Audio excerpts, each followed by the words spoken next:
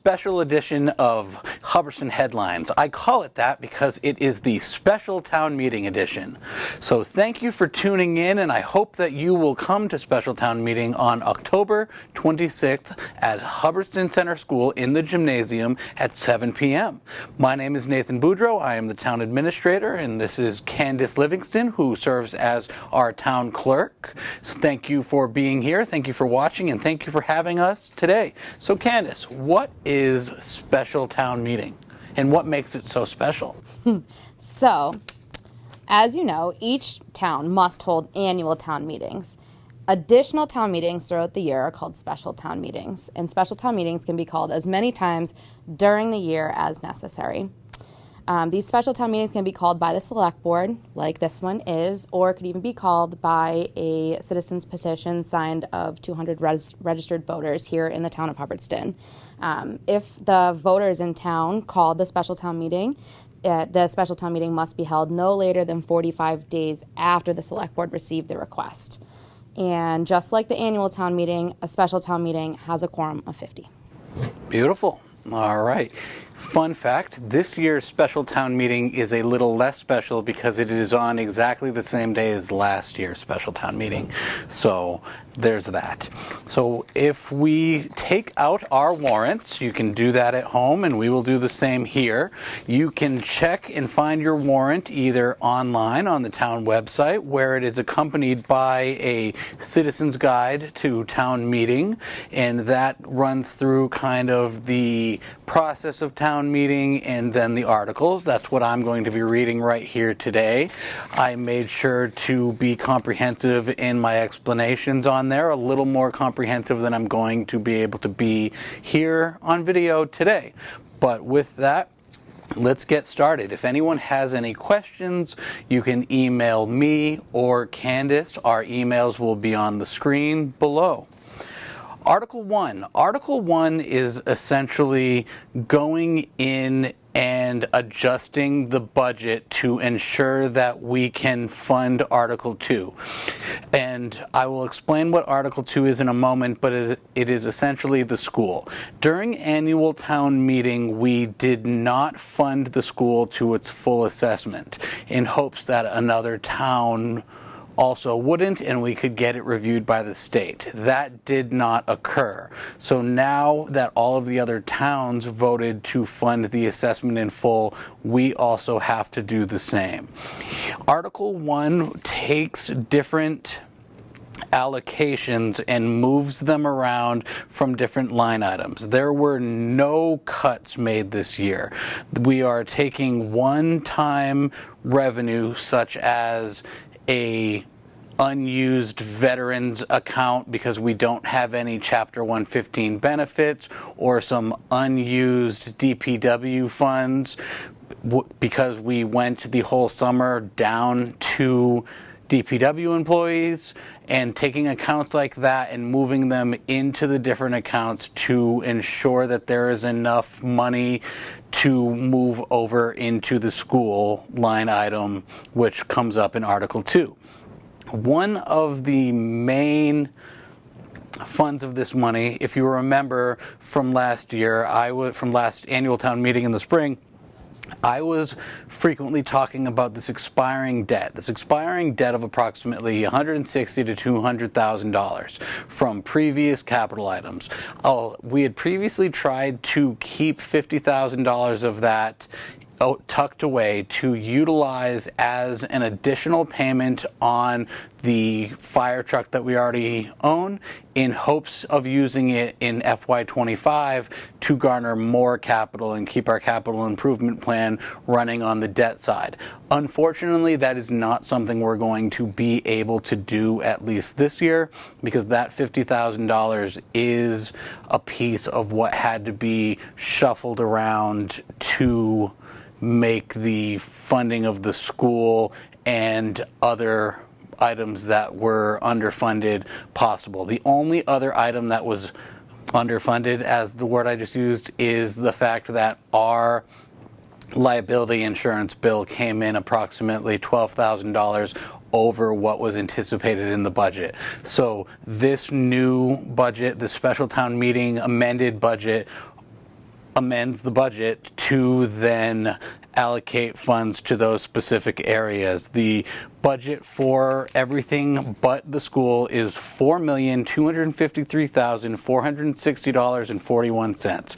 You can see that number, the breakdown of each of the different accounts, and where we reallocated money to on the town website. I do want to take this moment to reiterate that this is not a cut like last year. This is a one-time reallocation of funds.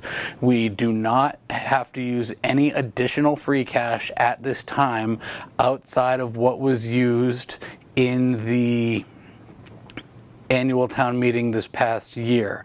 This is all broken down by line items on both the warrant and in the Citizens Guide to the warrant. There will be a public hearing to discuss this in greater detail with a presentation on October 16th, 2023 in the Slade Conference Room at 7 Main Street.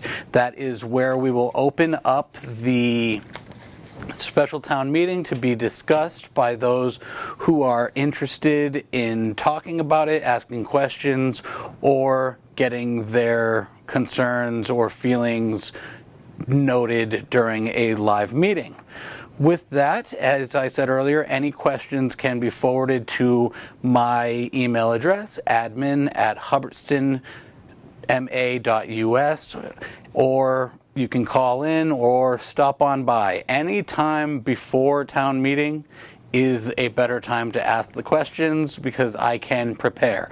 I will by all means answer your questions on the floor right there so everybody knows, but if I can be made aware of them ahead of time, there is a way more likely chance that you will get your proper answer as you deserve. So that is Article number 1. Article 1 is amending the budget that we set last year to ensure that we can meet the obligations of Article 2. Article 2 is to see if the town will vote to amend the vote taken under Article 9 of the June 2023 annual town meeting by increasing the amount raised and appropriated or transferred from available funds to $5,820,065 to pay its share of the Quabbin Regional School System District Assessment for the fiscal year 2024, or take any actions relative thereto. I explained this already while explaining Article number 1. This is where we are spending the money that we just freed up. We did not pay the full assessment, which was a little over a 7% increase. We had funded a 6% increase, which was still quite high. The plans did not work in that fashion. I have already reached out to the interim superintendent who is working with us ahead of this year's FY25 budget in hopes of being able to work together to make sure that we can both support education as we do and move forward in other aspects. Last year, the budget increase for all departments other than the school was incredibly minimal, like between $10,000 and $20,000, and that's everyone other than the school. But as I've said frequently during public meetings and in writing, I do understand, and the select board does seem to understand, that it is not a direct shot from the school. Like, there is need on the state level. We do need to all talk to our state legislators, letting them know that rural school funding needs to be addressed. The formula is off, and it is taking up far too much of the Proposition 2.5 that we can go above and beyond on any additional year. It makes it incredibly limiting to fund anything else, and we need police and roads and staff and all of those good things as well as education. So that's enough on that one, but Article 2 funds the full Quabbin Regional School District assessment for FY24, the year we are in right now. Candace. All right. Article 3. Article 3 is to see if the town will vote to amend the vote taken under Article 11 of the June 2023 annual town meeting by decreasing the sum appropriated for the salaries, benefits, committee stipends, and other operating expenses of the Hubbardston Cable Advisory Committee for fiscal year 2024 from $40,000 to $30,000, or take any action relative thereto. At the June 2023 meeting, the Article 11 allocated funding for the Hubbardston Cable Advisory Committee expenses for both fiscal year 23 deficits and fiscal year 24 operations. This specific warrant article seeks to amend that vote by decreasing the fiscal year 24 allocation to $30,000, specifically for the salaries, benefits, stipends, and operating expenses of the Cable Advisory Committee. The $30,000 would be transferred from the PEG Access and Cable Related Fund. This separates the fiscal year 23 and fiscal year 24 allocations into two distinct warrant articles remedying the situation, which leads us to Article 4. Article 4 is to see if the town will vote to appropriate the sum of $14,354.93 from the PEG Access and Cable Related Fund for the payment of prior year invoices for the salaries, benefits, committee stipends, and other operating expenses of the Hubbardston Cable Advisory Committee for fiscal year 2023, or take any other action relative thereto. In fiscal year 23, the Cable Commission approved purchasing new equipment for cable operations, which the Cable Director purchased and paid for out of pocket. The amount transferred at annual town meeting in 2023 was insufficient to over fiscal year 23 operating costs, salaries, benefits, stipends, and new equipment expenses. This article would authorize transferring $14,354.93 from the PEG Access and Cable Related Fund to retroactively reimburse the account deficit. No taxpayer funds are used for cable operations. They are technically your money, but it's a chunk of your cable bill.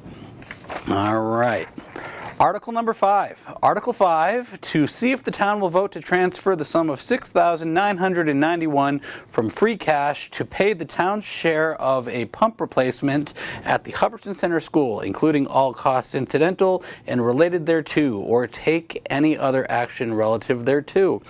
So over the summer, one day, we didn't have water.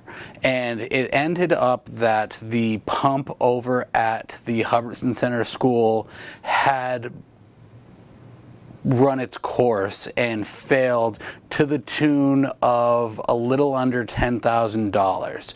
The school system paid their share of $3,019.